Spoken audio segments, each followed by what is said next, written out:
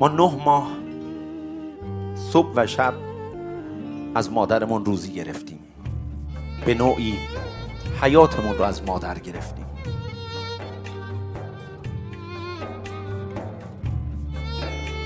ما 9 ماه صبح و شب از مادرمون روزی گرفتیم.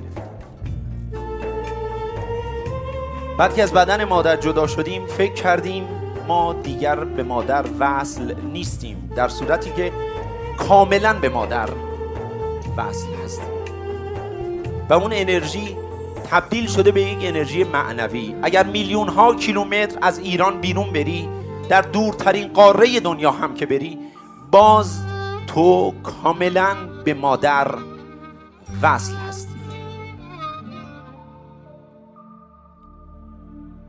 وصل.